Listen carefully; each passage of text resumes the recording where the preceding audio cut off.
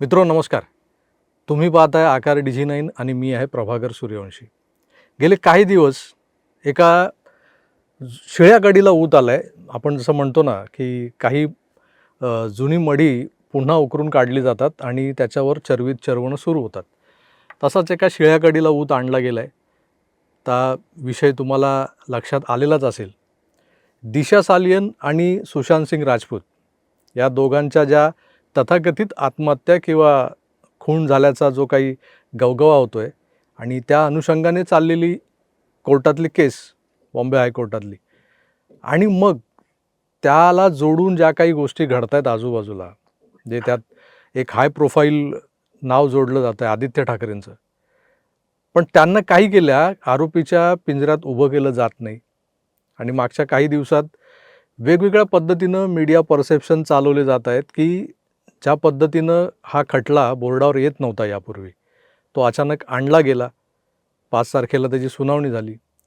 त्याच्याही आधी एक सुनावणी होऊन गेली. त्यामध्ये कोर्टानं असं सुनावलं होतं. त्यावेळेला नेमके जज बदलले गेले. नवीन 2 नव्या जजेसचं एक द्विपक्षीय खंडपीठ उभं राहिलं आणि त्यांनी तो आदेश दिला होता की ज्या पद्धतीनं हा खटला सुरू आहे त्या खटल्यामध्ये इंटरव्हेन्शन पिटिशन जी दाखल केली गेली होती, हस्तक्षेप याचिका आदित्य ठाकरेंच्या वकिलांकडून, तर त्याला काय स्कोप आहे कायद्याच्या भाषेत, ही विचारणा कोर्टानं केली होती. त्यानंतर लोकांनी ते बात का बतंगड बनवतात ना, सुतावरून स्वर्ग गाठतात, तसा प्रकार केला आणि आता आदित्य ठाकरे लटकणार, अटकणार अशा वावड्या उठवल्या होत्या.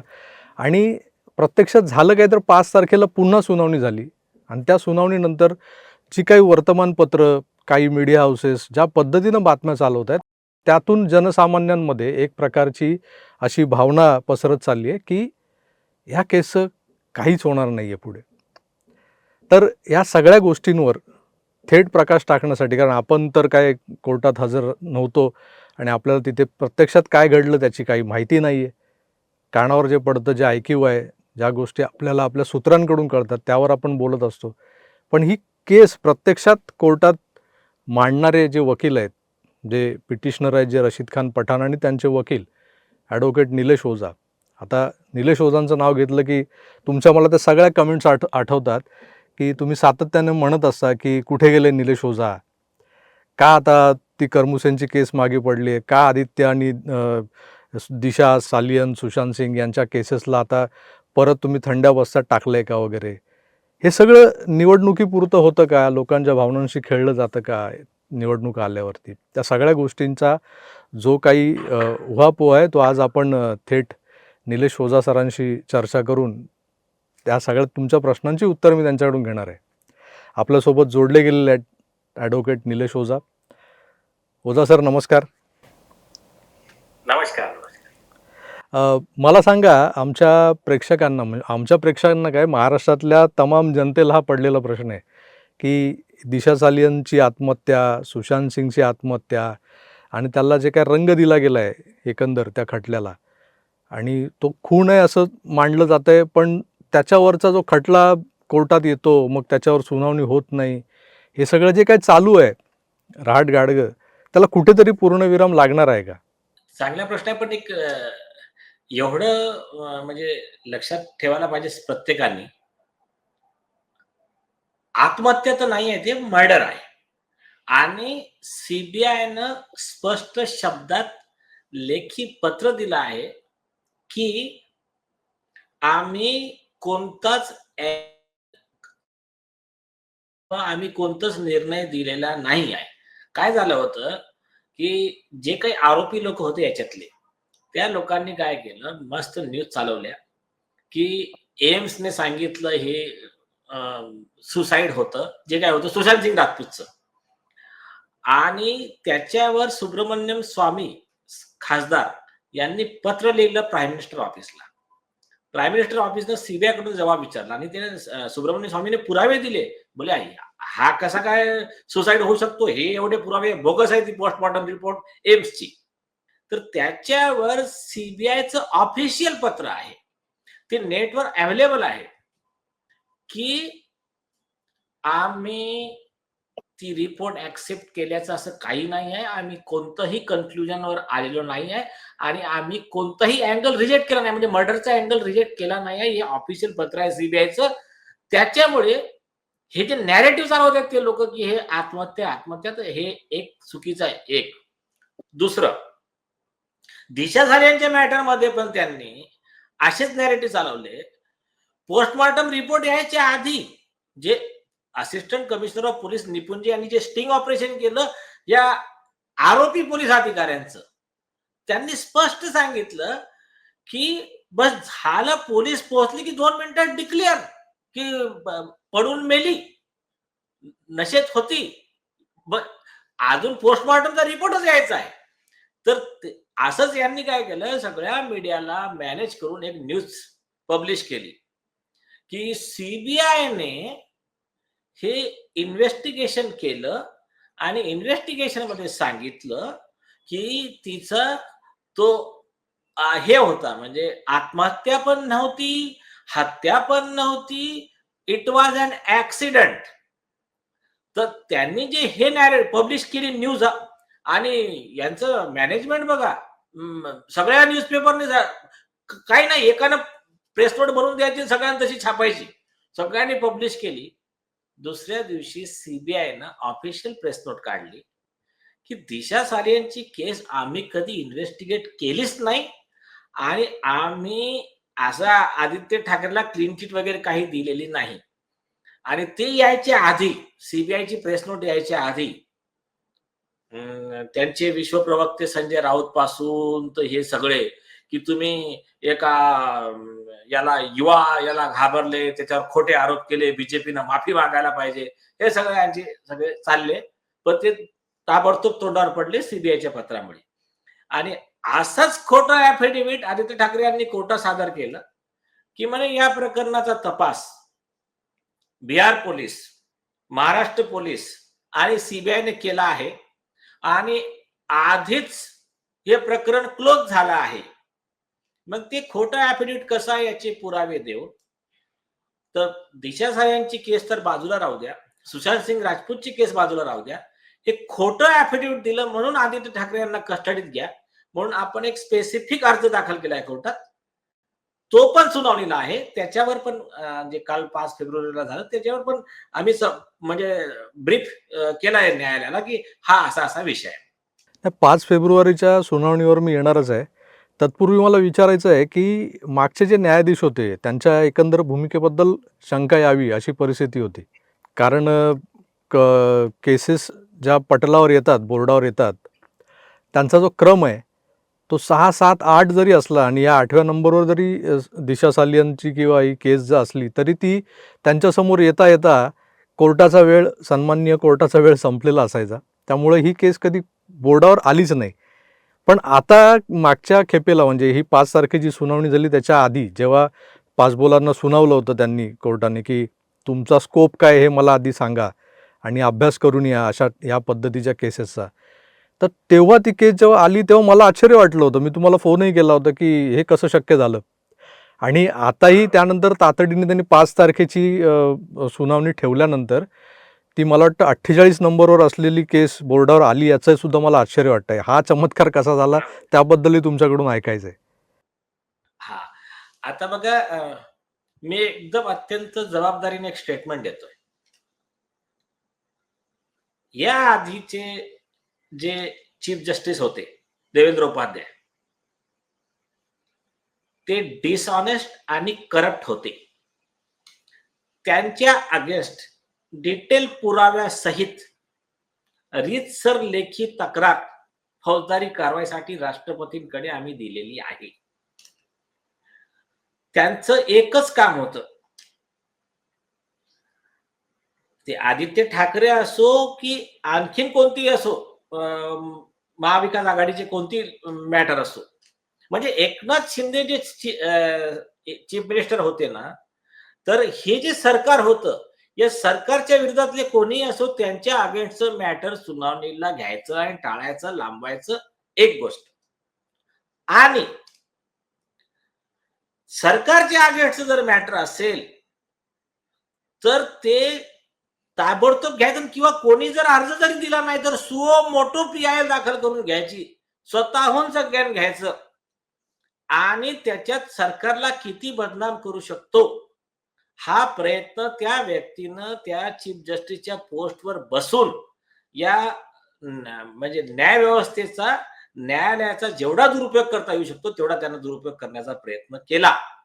तर he was totally dishonest and corrupt man आणि त्याला प्रॉसिक्युशनसाठी दिलाय ना आणि आम्हाला त्याच्यात डीम्ड सँक्शन मिळालंय. म्हणजे नवीन जे भारतीय नागरिक सुरक्षा संहिता जे BNSS आहे त्याच्यामध्ये स्पेसिफिक प्रोव्हिजन आहे की जर तुम्ही राष्ट्रपतींकडे परवानगी म्हणजे जे हे आहे सँक्शनिंग अथॉरिटी, हायकोर्टच्या चीफ जस्टिस, सुप्रीम कोर्टचे जजेस यांची सँक्शनिंग अथॉरिटी राष्ट्रपती आहे.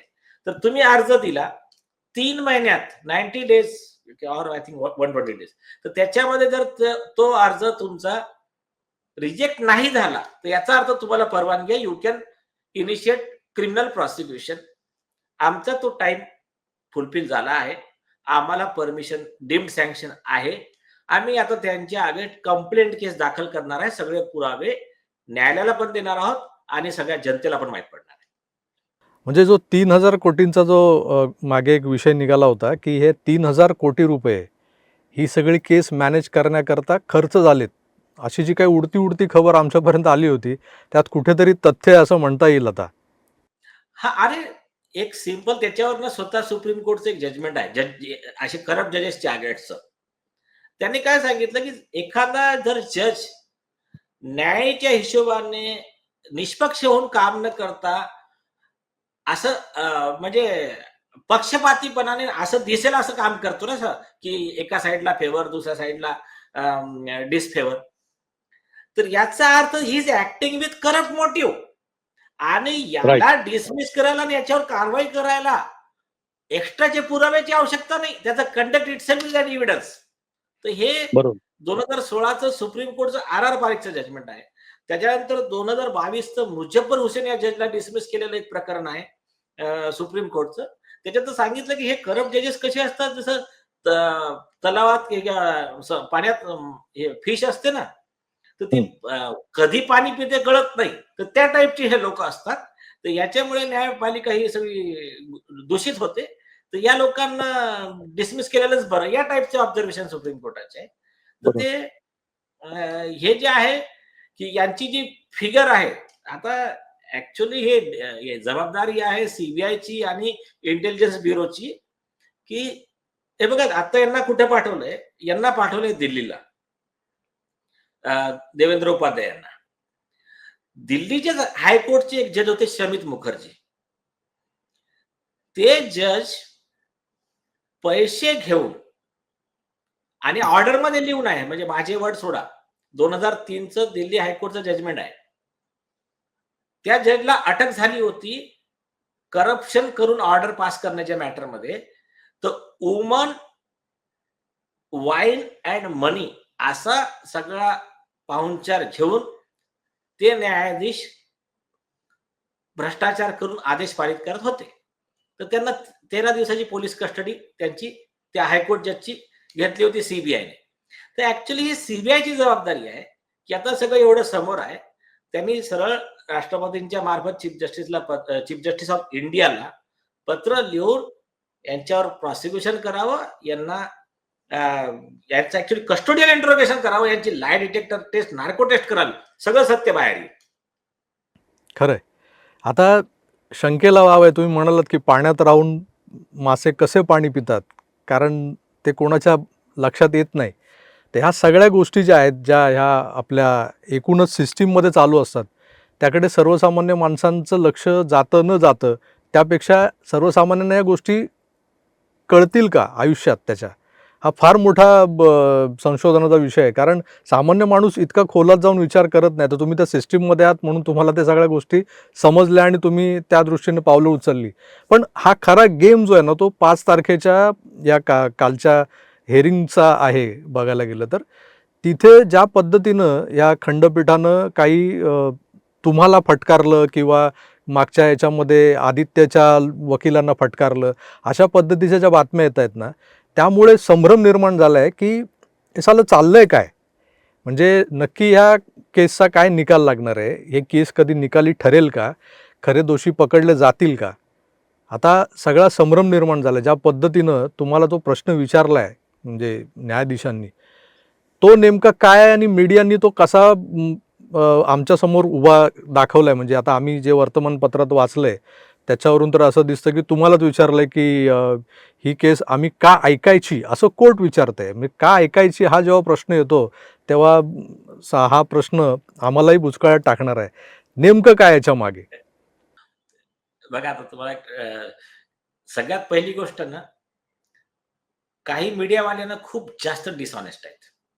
म्हणजे ते तुम्ही जे नेहमी म्हणता चाय बिस्कुटवाले पत्रकार, तर ते जे आहेत ना, ते आहेत ऍक्च्युली त्यांच्या पेरोलवर. म्हणजे समजा जर त्यांच्याकडे कधी गेले प्रश्न विचारायला, तर इकडे जर एकनाथ शिंदे साहेब जर असतील तर यांना जर प्रश्न विचारायचा असेल या पत्रकारांना, असं असं विचारतील, त्या दिवशी तुमच्या शर्टवर त्या सॉसचा डाग पडला होता, मग तुम्ही त्या हॉटेलमध्ये बसले होते, म्हणजे असे असे जे नाही विचारायचे ते प्रश्न विचारतील. आणि यांच्याकडे गेले तर सिंपल जे स्पेसिफिक प्रश्न विचारायचे आहे, की तुम्ही तर खोटं बोलले. तुम्ही 8 जूनला माझ्या आजोबाकडे गेलो होतो, श्री माधव पाटणकर यांचं निधन झालं होतं. ते तर खोटं निघालं. तर तुमचे आजोबा 14 जूनला वारले. ते प्रश्न नाही विचारणार. तर हे याच्यावरून माहीत पडतं, की हे कोणते डिसऑनेस्ट आणि म्हणजे त्याला सांगा, मी सिंपल सांगायचं म्हणजे लायकी नसलेले नालायक काही पत्रकार आहेत. तर हे ठीक आहे, यांच्याने काही फरक पडत नाही काय. जे सुप्रीम कोर्टचे जस्टिस कृष्णा यांनी एक शब्द आपल्या ऑर्डरमध्ये लिहिला आहे आणि तो अब्राहम लिंकनचे शब्द आहेत, ते अमेरिकेचे राष्ट्रपती, की you can not full all of the people all of the time. तुम्ही जनतेला नेहमीच मूर्ख नाही बनवू शकत. हे कॉमन लॉजिक पण असतं आणि ते मूर्ख म्हणजे तुम्ही असे किती नॅरेटिव्ह बनवा, हे करा ते करा, असे मूर्ख नाही बनणार जनता. तर हे यांची दुकानदारी जास्त चालणार नाही एक. आणि आजकाल ऍक्च्युली हे युट्यूब वगैरे सोशल मीडियाचे माध्यम आहे ना, याच्यामुळे जनता पण खूप हुशार झाली आहे. आणि आता समजा तुमच्यासारखे पत्रकार आहेत, तुम्ही आता ते अनालिसिस करतात, सेकंड व्ह्यू त्यांना देता आणि फेअर व्ह्यू देतात. त्याच्यामुळे काय होते, की हे यांचं सगळं ते नॅरेटिव्ह कोलॅप्स होते. आता coming to the point, actually exact काय घडलं कोर्टामध्ये. आराधे साहेबांनी जेव्हा चार्ज घेतला चीफ जस्टिस म्हणून, तर त्यांची स्पीड चांगली आहे कामाची. आणि म्हणजे आता बघा, जेव्हा हे चीफ जस्टिस उपाध्याय होते, तेव्हा आपलं मॅटर समजा 8 नंबरला असलं तरी ते हिअरिंगला यायचं नाही. म्हणजे आपला एखाद्या वेळेस चुकून ठेवलं होतं त्यांनी 8 नंबरला, नाही तर मग 30 नंबर वगैरे ठेवायचे. पण यांच्या कोर्टात मागच्या डेटला ते मॅटर होतं 36 नंबरला. ते फर्स्ट हाफ मध्ये म्हणजे इंटरव्हल असतो 1.5 वाजताचा, त्याच्या आधीच सुनावणीला आलं. 5 तारखेला हे मॅटर होतं 47 नंबरला. ते सुद्धा काल सुनावणीला आलं. ठीक आहे, 4 वाजेच्या जवळपास आलं, पण आलं. तर हे यांचं म्हणजे काम आहे fast as compare to others एक. आता मॅटरचं पहिल्या दिवशी काय झालं, पहिल्या दिवशी हिअरिंगला आपले जे या केसमध्ये आर्ग्युमेंट करण्यासाठी जे स्पेशल कॉन्सिल आहेत, आपले घनश्याम उपाध्यायजी, ते म्हणजे क्रिमिनल लॉचे मास्टर आहेत तिकडचे, तर ते अवेलेबल नव्हते. आणि त्याच्याकरता मग कोर्टाला सांगितलं की साहेब कॉन्सिल अवेलेबल आहे. कोर्ट म्हणले ठीक आहे, काही प्रॉब्लेम नाही. नेक्स्ट डेटला आपण हे घेऊ. तर तेवढ्या त्यांचे आदित्य ठाकरेंचे वकील सुदीप पासबुला सुरू झाले. असं आहे, तसं आहे, हे आहे, ते आहे. तर आराधे साहेबांनी त्यांना स्पेसिफिक सांगितलं, हे बघा म्हणे, तुम्हाला आरोपी म्हणून या केसमध्ये बोलायचा अधिकार नाही आहे. याचे त्यांनी स्पेशल अर्ज टाकलाय तुमच्यावर कारवाईसाठी, की तुम्हाला अधिकार नसताना तुम्ही याच्यात हस्तक्षेप केला. तर तुमच्यावर कंटेम्प्टचा, तुमच्या वकिलावर कंटेम्प्टचा हा अर्ज आहे. तर ते जे केस लॉ आहे ते सगळे तुम्ही वाचा तुम्हाला. आणि त्याच्यामध्ये आम्ही जेवढे पुरावे दिले की तुमच्या अगेन्स्ट काय काय येणार आहे, हे सगळं याच्यात लिहून आहे. तर यू नो, त्यांचे शब्द सांगतो मी तुम्हाला, you know what is coming against you, so B prepared with the answer of that. म्हणजे तुमचं त्याच्या काय उत्तर द्यायचं, त्याचं उत्तर घेऊन तुम्ही या. ते त्यांनी आणखीन एक सजेशन दिलं, की या अशाच एका मॅटरमध्ये मी पण एक अर्ज डिसाईड केला आहे. तेलंगणा हायकोर्टचा चीफ जस्टिस असताना तो पण केसला बघून घ्या. हे झालं पहिल्या डेटला. मग आली कोर्टाने डेट ठेवली 5 फेब्रुवारी. 5 फेब्रुवारीची डेट आली. एक प्लस पॉइंट सांगतो. 5 फेब्रुवारीच्या डेटला पिटिशनर साइडला म्हणजे अगेन्स्ट आदित्य ठाकरे जवळपास 50 वकील उभे होते, ज्यांना कित्येकांना मी ओळखत नाही. त्या ऑर्डर शीट मध्येच 15-20 वकिलांची नाव आले आहेत, की आम्ही पिटिशनरच्या तर्फे म्हणून. तर हे एक म्हणजे पॉझिटिव्ह साईन आहे. म्हणजे एक वेळ अशी राहायची, की या विषयात बोलायला लोक म्हणजे बाहेर चर्चा करायचे. मेन मुद्द्याचं बोलायचं यायचं तर थोडेसे जाऊ दे आम्हाला पडायचं नाही त्याच्यात, असे होते लोक. आता ते झालं म्हणजे पब्लिक ऍडव्होकेट सगळे आता मोठ्या संख्येने याच्यात येत आहेत. तर जेव्हा 5 तारखेला मॅटर आलं, तर बघा मागच्या वेळेस चीफ जस्टिसने सांगितलं होतं, की तुम्ही तुमच्या अगेन्स्ट काय आहे त्याची तुम्ही तयारी करू नये. की आणि मागच्या डेटला सुदीप पासबुले यांनी स्वतः सांगितलं, yes as an acute we have very limited scope. म्हणजे आम्हाला एकदम थोडा स्कोप आहे याच्यामध्ये, आरोपी असल्यामुळे आम्हाला जास्त याच्यात बोलता येत नाही. ऍक्च्युअली ते खोटं बोलले. जास्त नाही, तुम्हाला काहीच बोलता येत नाही. सुप्रीम कोर्टानं क्लिअर केलाय. तर तो विषय या तारखेला आला. जसे त्यांनी मॅटर आलं, की म्हणजे काय आहे मला थोडंसं बेसिक सांगा केसचं. पण सुदीप पासबुले यांनी केसचं सांगायला सुरुवात केली. तिने म्हणजे असं झालं तसं झालं, तिची आत्महत्या. मी म्हटलं पहिला ऑब्जेक्शन, आत्महत्या तुम्ही म्हणू शकत नाही. माझी केसच मर्डरची आहे आणि याला आत्महत्या म्हणून अजून कोणतंही फाइंडिंग कोर्टाचं आलेलं नाही आहे. चीफ जस्टिस म्हणाले, तुम्ही चिंता नका करू, हे जस्ट ब्रीफ आयडिया घेतोय, मग काय त्यांचं मेरिटवर ऐकत नाहीये. ठीक आहे, ते थोडंसं बोलले. मग सीबीआयचे वकील आले. सीबीआयच्या वकिलांनी सांगितलं, की we are having instructions to appear in this matter. तर आम्हाला पिटिशनची कॉपी द्यायला सांगा. मी कोर्टाला सांगितलं, की आम्ही यांना सॉफ्ट कॉपी ईमेलवर 1 वर्ष आधीच दिली आहे. तर कोर्टाने सांगितलं, की हार्ड कॉपी देऊन टाका. मग आम्ही सगळ्या झेरॉक्स ते 1000-1200 पेज सगळे त्यांना काल सगळे प्रोव्हाइड केले सीबीआयला, म्हणजे चीफ जस्टिस साहेबांच्या आदेशानुसार. त्यानंतर आणखीन एक कोणी लेडी आली होती. तिनं सांगितलं, की मला पण याच्यात इंटरव्ह्यू करायचा आहे. याच्यात हे एकच नाही, आणखीन 10 मर्डर झालेले आहेत. कोर्टाने सांगितलं, की तुमची पिटिशन आज रेकॉर्डवर नाहीये. म्हणून आज आम्ही तुम्हाला ऐकू शकत नाहीये. आणि तिने आणखीन एक सांगितलं, की अशीच एक पी-आय-एल सुप्रीम कोर्टात पेंडिंग आहे. तर सुप्रीम कोर्टात पेंडिंग असल्यामुळे तुम्ही ऐकू शकत नाही. तर कोर्टाने म्हटलं, ते आम्हाला रेकॉर्डवर नाही, आम्ही त्याच्याबद्दल काही बोलणार नाही. तुमच्याकडे काय ऑर्डर असेल तर दाखवा, आम्ही तेव्हा बघू. मग त्यांना हे केलं.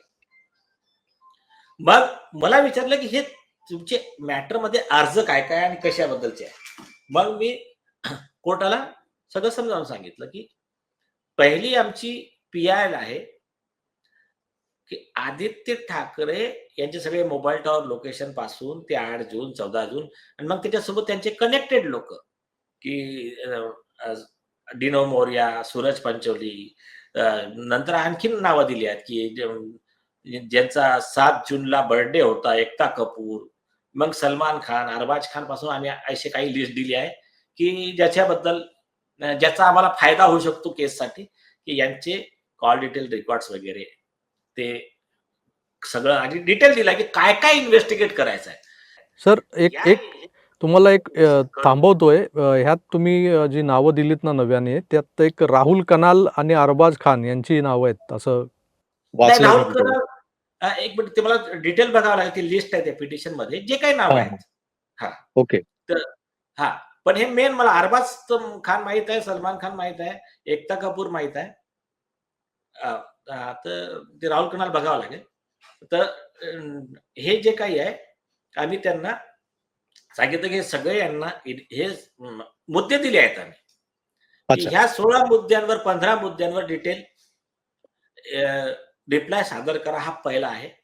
सेकंड आहे, की prima facie there is sufficient material about involvement of Aaditya Thackeray. तर त्याचं कस्टोडियल इंटरोगेशन, त्याला म्हणजे ताब्यात घ्या आणि त्याचं कस्टोडियल इंटरोगेशन स्टार्ट करा, असे निर्देश सीबीआयला द्या. आणि असे मग एक दोन अशी प्रेयर होती. तर म्हटलं हे झाली PIL. पण PIL मग कोर्टाने सांगितलं की मग सगळ्यात वरचा जो आहे, की जो आज मेन सुनावणीला आहे, ते का दाखल केला? तर मी म्हटलं साहेब, ही PIL दाखल झाल्याच्या नंतर हे रिया चक्रवर्ती, हे आदित्य ठाकरे आणि यांच्या गँगचे अदर मेंबर राजदीप सरदेसाई आणि इंडिया टुडे ग्रुप यांनी एक बराबर प्लॅन करून या सुनावणीला प्रेज्युडाइस क्रिएट व्हावं, याला पूर्वाग्रह याच्यामध्ये क्रिएट व्हावा, निर्माण व्हावा, या दुष्ट हेतूने यांनी एक प्रोग्राम अरेंज केला आणि त्याच्यामध्ये यांना ग्लोरीफाय करण्याचा प्रयत्न केला आणि त्याच्यामध्ये सुशांत सिंगला सुसाईड दाखवण्याचा प्रयत्न केला. तर हे जे त्यांचं कंडक्ट आहे, ते कंडक्ट बॉम्बे हायकोर्टचं निलेश नवलखाचं जे जजमेंट आहे, त्या जजमेंटचे जे गाईडलाईन्स आहे, म्हणजे अर्णब गोस्वामी यांच्या मॅटरमध्ये ते गाईडलाईन्स दिल्या होत्या, त्या गाईडलाईन्स नुसार कंटेम्प्ट मध्ये येतं.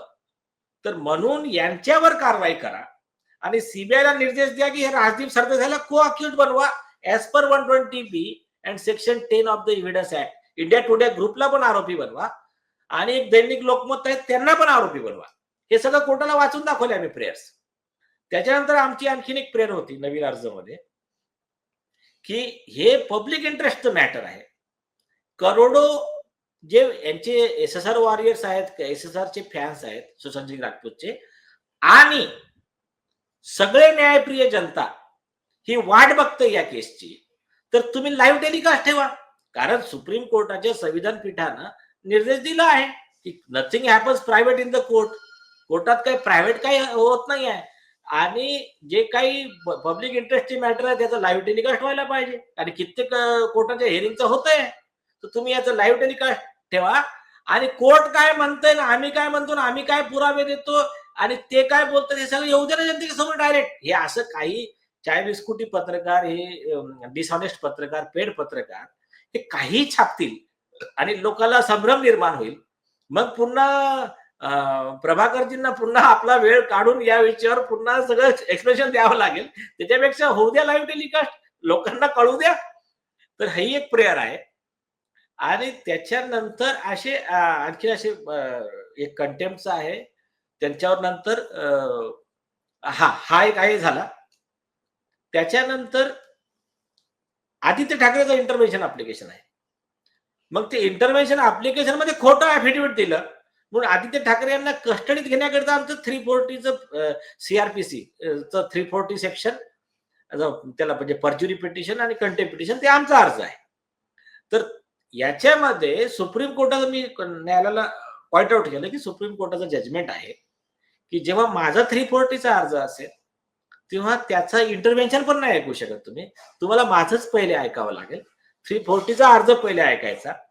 340 मध्ये हे सिद्ध झालं की त्यानं खोटं ऍफिडेव्हिट दिलं आहे, तर बाकी तर ग्राउंड बाजूला, हे खोटं ऍफिडेव्हिट दिल्यामुळे त्याचा अर्ज कॉस्ट लावून रिजेक्ट करायचा आणि त्याच्यानंतर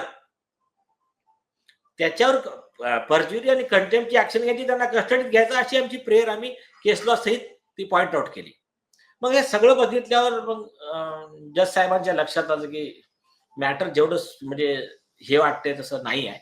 आणि आणखीन एक इम्पॉर्टंट गोष्ट म्हणजे त्याच्यात म्हणजे सगळ्यात इम्पॉर्टंट जे टर्निंग पॉइंट होता न्यायालयाच्या हिअरिंगचा, त्याने सांगितलं अच्छा मला एवढं सांगा म्हणे की म्हणजे तुम्ही या केसमध्ये कोण आहात.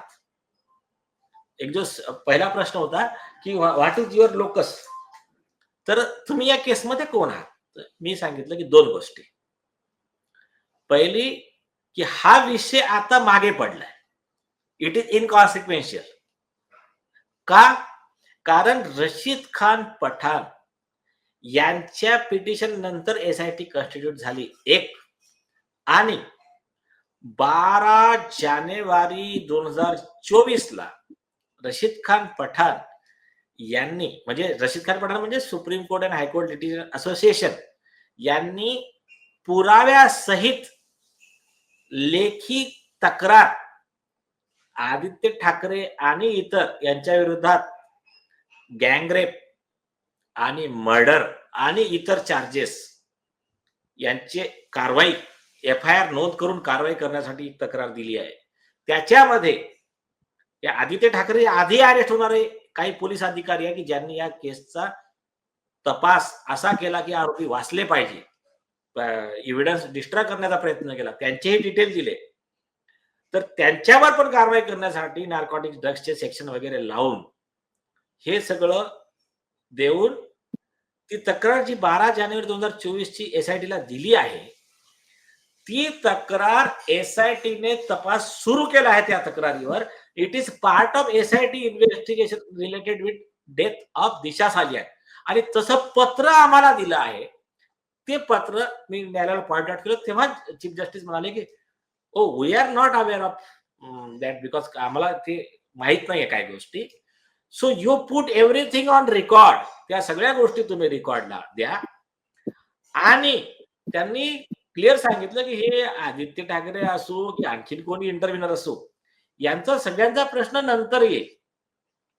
पहिले आम्ही तुम्हाला ऐकू, मेरिटवर तुम्ही सांगा. आणि आता पिटिशन ऍडमिशन स्टेजला आहे, तर पहिले तुमचं ऐकावं लागेल, नंतर विचार करू की कोणाला पार्टी बनवायचं, कोणाला नाही बनवायचं, कोणाला नोटीस काढायची नाही काढायची, असं स्पष्ट सांगितलं. आणि त्या आधारावर आता ऍडजॉर्न केलाय मॅटर. तर हे याचं शॉर्ट मध्ये समरी आहे.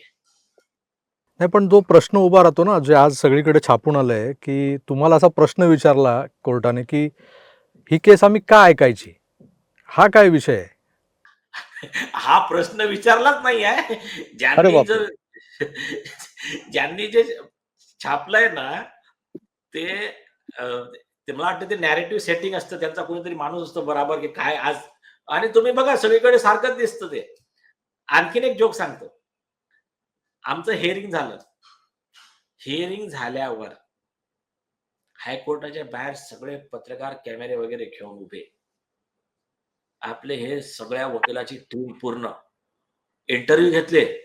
तिथे मी सगळं समजावून सांगितलं. आज असं तर त्यांनी सांगितलं की कोर्टानं काहीतरी मेरिटवर काही प्रश्न विचारला, तर मी त्यांना सांगितलं बघा,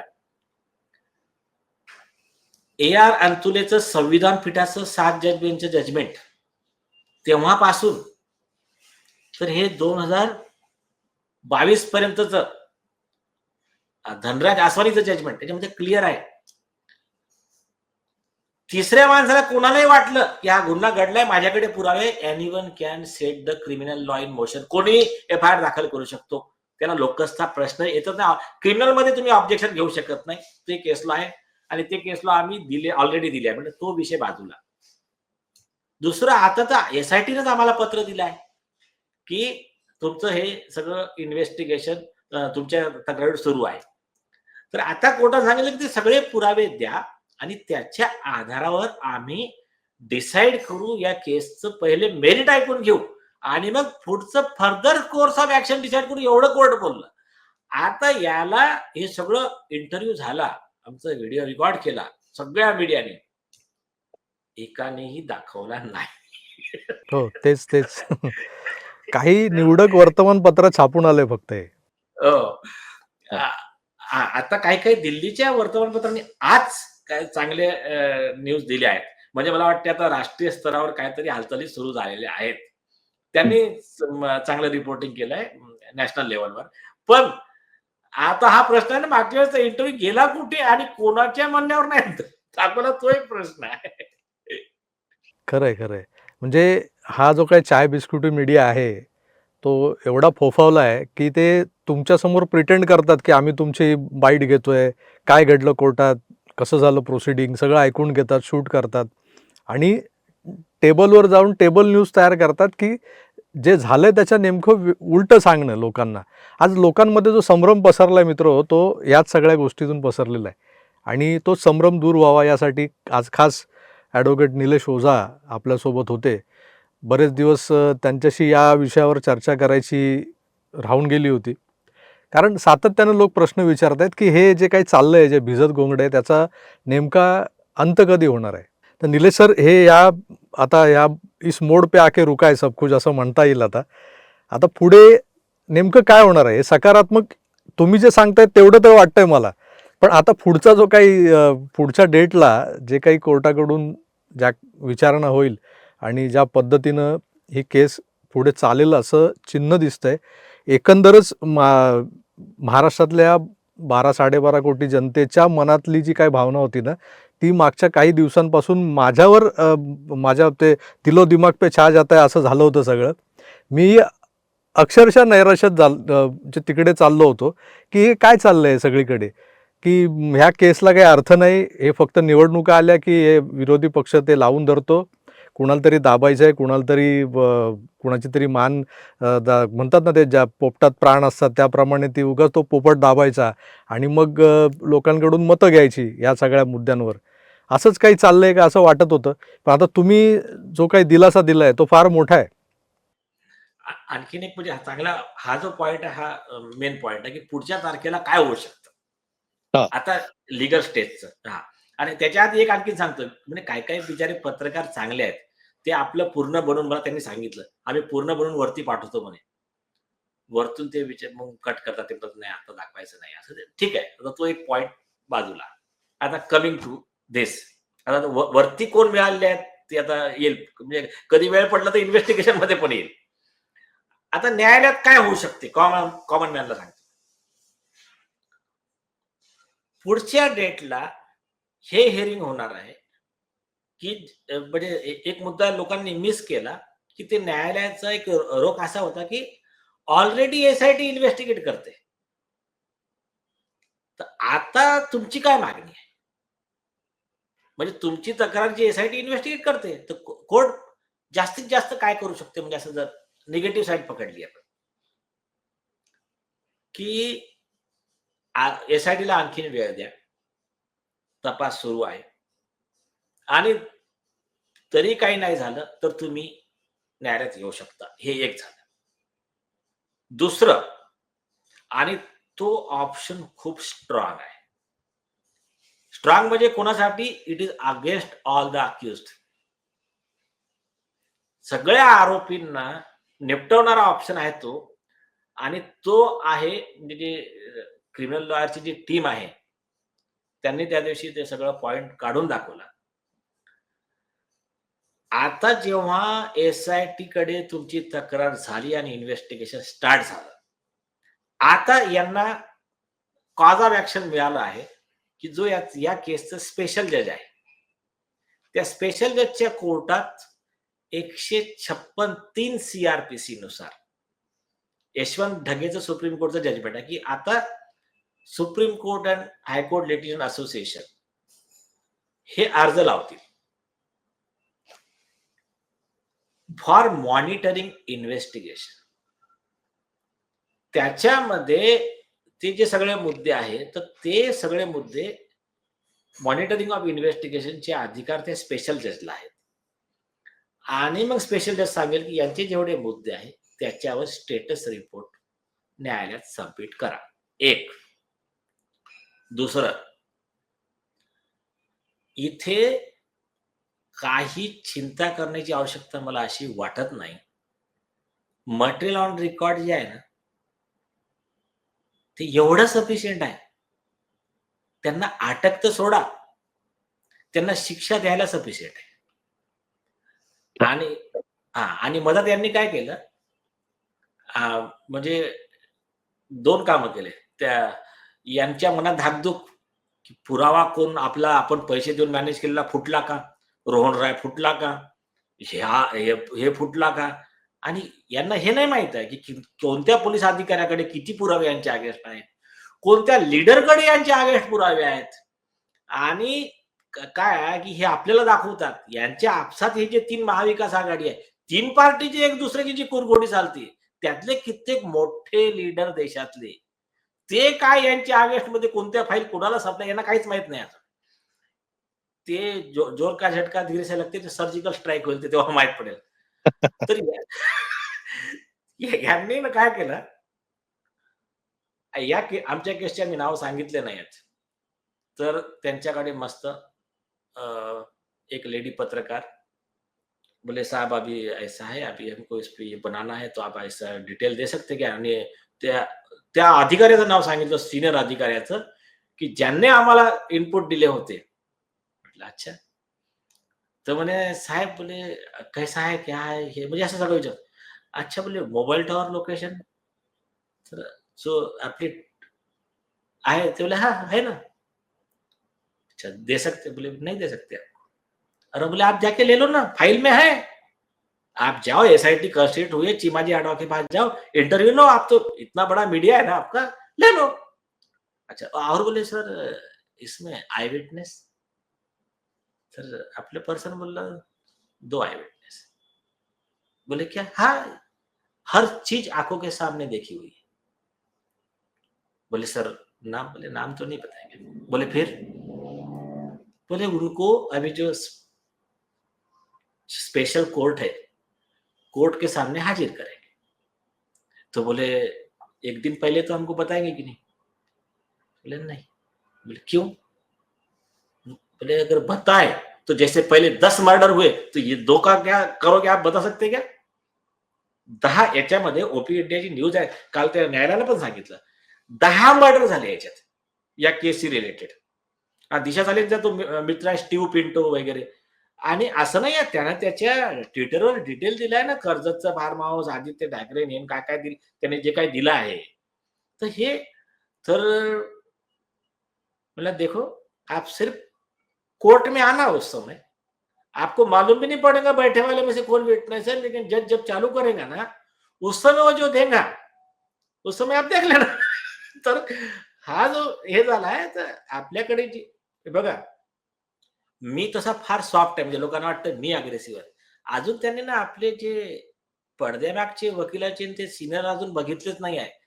ती जी टीम आहे ना, हं. तर ते हे काहीच नाही आहे यांना. तर ही सगळी व्यवस्था आहे. आणि याच्यात जास्तीत जास्त काय होईल, की शेवटी आपणही म्हणू शकतो, की साहेब तुमचं म्हणणं बरोबर आहे. आता सगळे कॉज ऑफ ॲक्शन इज गोन टू ज्युरिडिक्शन, त्यांना गेलेला आहे स्पेशल जजला. तिथे दाखल करतो. ह्यांचं तर काहीच नाही. मग आदित्य ठाकरे तर गेलं ते. आणि पण त्यांनी जे हायकोर्टात ॲफिडेव्हिट दिलं, आम्ही म्हणणार याच्यावर हिअरिंग घ्या.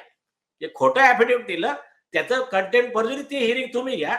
यांच्यावर प्रॉसिक्युशन आणखीन एक 2 लाईन मध्ये याच्यातली समरी सांगतो. सगळ्यांना आठवत असेल, की तलवार जी फॅमिली होती, डॉक्टर आरुषी तलवारचं जे डेथ आरुषी केस, तलवार. हां. त्या केसमध्ये सीबीआयनं रिपोर्ट सादर केला, की याच्यात आम्हाला काही पुरावे मिळत नाही आहे. फक्त डाऊटच्या आधारावर स्पेशल जजनं अरेस्ट वॉरंट काढला यांचा. तो जजचा अधिकार आहे. त्यानं सांगितलं सर्कमस्टॅन्शियल एव्हिडन्स इज सफिशियंट. तर इथे ते आमचे विटनेस बाजूला राहू द्या, मोबाईल टॉवर बाजूला राहू द्या.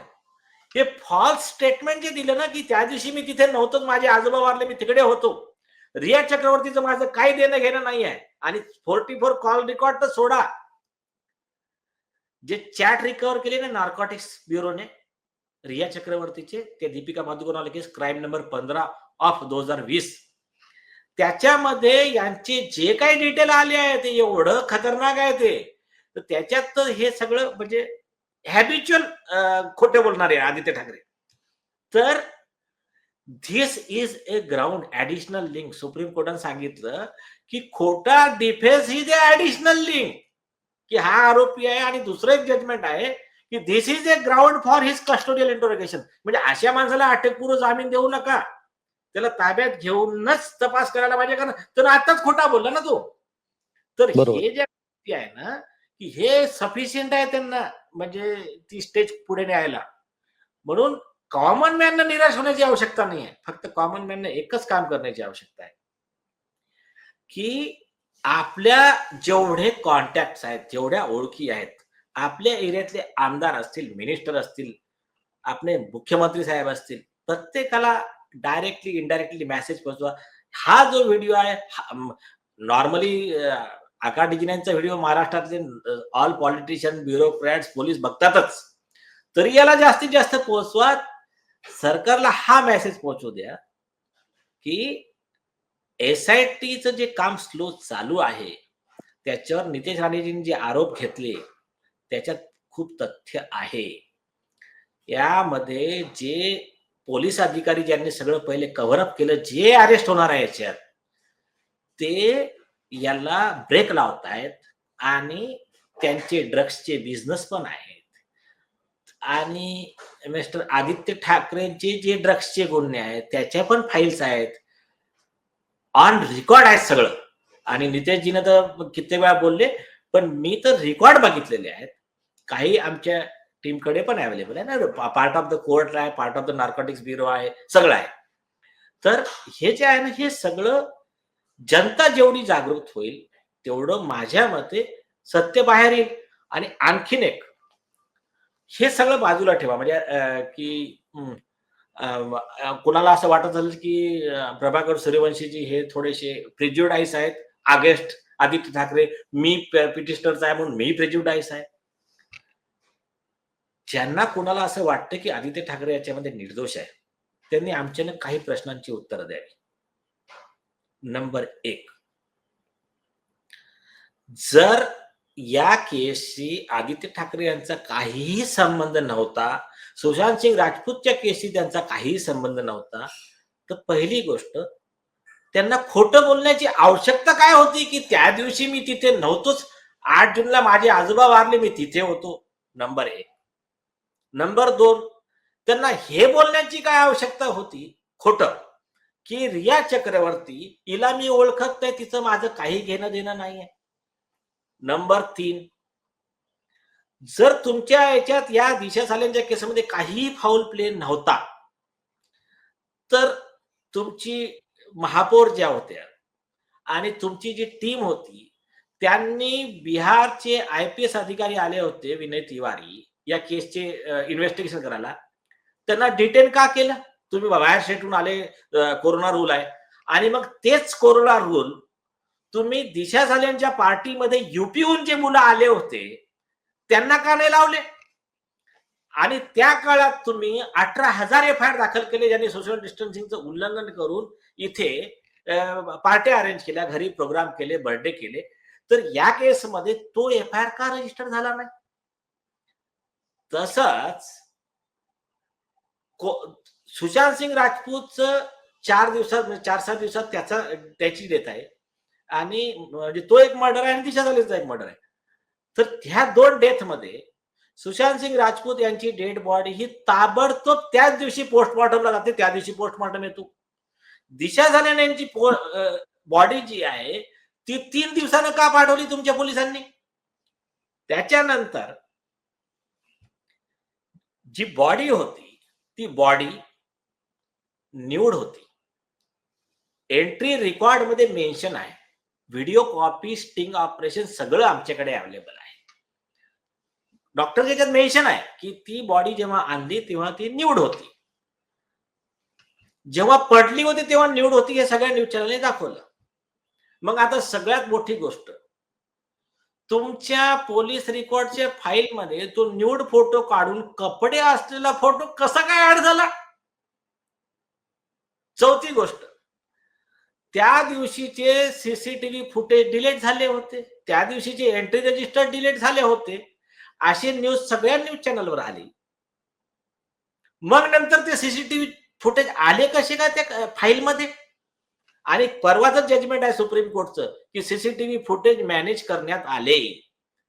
या प्रकरणामध्ये म्हणजे परवाचं जजमेंट आहे की CCTV फुटेज हे मॅनेज झालेले आहेत आणि त्या आधारावर ते जजमेंट फिरवलं सुप्रीम कोर्टाने. तर हे कसे झाले? मग त्याच्यानंतर ह्या जे तिथलचे जे सुरक्षा हे होते गार्ड, त्यांना ताबडतोब कशी काय बदली केली? आणि त्या पार्टीमध्ये जे लोक प्रेझेंट होते त्यांचा इंटरव्ह्यू घ्यायला जे पत्रकार गेले डिफरंट याचे, तर त्या पत्रकारांना त्यांना भेटू का दिलं नाही? पोलीस का एवढी तत्पर त्यांना पोहोचली तिथे भेटायला? आणि आणखीन एक मोठा इम्पॉर्टंट विषय की या केसमध्ये स्वतः आदित्य ठाकरे यांनीच काही रिक्वेस्ट केली नाही की CBI इन्व्हेस्टिगेशन होऊन जाऊ दे?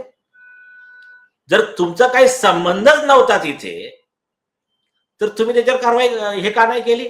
आणखीन एक प्रश्न, नितेश राणेजी आणखीन खूप लोक डे 1 पासून, नितेश राणेजीने आरोप काय केले की दिशा सालेंची गँगरेप, तिचा मर्डर, सुशांत सिंगचा मर्डर, लहान मुलांचे चाइल्ड अब्युजेस, पॉस्कोचे केसेसचे गुन्हे, पिडोफेलिक हे आदित्य ठाकरे आहेत. त्या एनजीओ मधून मुलं आणले होते, त्यांचा जे छळ झाला त्यांचे सगळे आरोप त्यांनी केले ऑन रेकॉर्ड. तर संजय राऊत हे शिवसेना सोडून शरद पवार गटात जाणार एवढं म्हटलं तर नितेश राणेंच्या अगेन्स्टमध्ये तुम्ही डिफॅमेशनची केस टाकता. पण एवढ्या सिरियस एलिगेशनवर तुम्ही डिफॅमेशनची केस का नाही टाकली? म्हणजे तुम्हाला भीती होती ना की ते पुरावे आणून देतील. त्याच्यानंतर तुम्ही आरोप केले की हे जे रशीद खान पठाण आहे हे भाजपने उभा केलेला माणूस आहे. नारायण राणे, नितीश राणे आणि अर्जुन गोसावी यांचं बॅकिंग असलेला माणूस आहे. त्याच्यावर आदित्य ठाकरे यांना supreme court and high court litigation असोसिएशनने 19,750 कोटी रुपयाची मानहानीची नोटीस दिली. रजिस्टर पोस्टाने लीगल नोटीस दिली. ती नोटीस तुमच्या घरी सर्व झाली. आमच्याकडे सगळं डिटेल प्रूफ्स आहेत. पोस्टाचं सगळं जमवलं आहे. त्याला 1.5 वर्षापासून उत्तर का देत नाही तुम्ही? डिफॅमेशनची नोटीस सर्व झाली आणि त्याचं सुप्रीम कोर्टचं जजमेंट आहे, हायकोर्टचं जजमेंट आहे. म्हणजे याचा अर्थ तुमच्याकडे डिफेन्स नाही आहे ना. तुमचे आरोप खोटे होते, ते तुमची जे स्टोरी होती ती सगळी खोटी होती. या सगळ्या प्रश्नांचे उत्तर त्या लोकांनी द्यावे की ज्यांना वाटते आदित्य ठाकरे हे निर्दोष आहेत. आणि त्याचे उत्तर जर ते देऊ शकले तर बिलकुल आम्ही सगळ्या जनतेसमोर त्यांची माफी मागू आणि त्यांनी आमच्या जे काही आहेत जेवढे विटनेस पासून वकिलांपर्यंत त्यांच्यावर त्यांनी कारवाई करावी. आम्ही त्याला सपोर्ट करू. आता याच्यापेक्षा जास्त काय सांगायचं? बाकी तर फिर काय आहे की जे कॉमन मॅनची जी आह असते, बद्दुआ असते आणि सुशांत सिंग राजपूत सारख्या व्यक्तीची जी पवित्र आत्मा आहे, दिशा साल्यांसारखे जे एक स्त्रीची आत्मा आहे. तर हे जे आहे ना, हे यांना शांत बसू देणार नाही. जे आरोपी असतील ना, त्याला हे जनता आणि ते पवित्र आत्मा यांच्या हे जे काही औरा तयार होईल ना, याच्यामध्ये कधी भस्म होतील यांना कळणार नाही. म्हणजे कोणाला वाटते मी या जजला मॅनेज केलं, मी त्या वकिलाला मॅनेज केलं, मी त्या पोलिसांना मॅनेज केलं, मी ते पुरावे नष्ट केले. काही नाही. ते असे एक अमेरिकेमध्ये तर असं झालं होतं, त्यानं सगळं मर्डर केला, पचवला, सगळं झालं. 30 वर्ष झाले. एक दिवस इंटरव्ह्यू मध्ये बोलता बोलता सांगितलं, "हां, 30 साल पहिले हो गया था मेरे हाथ से मर्डर." त्या इंटरव्ह्यूच्या बेसवर जेलमध्ये गेला तो. असं नाही आहे ते.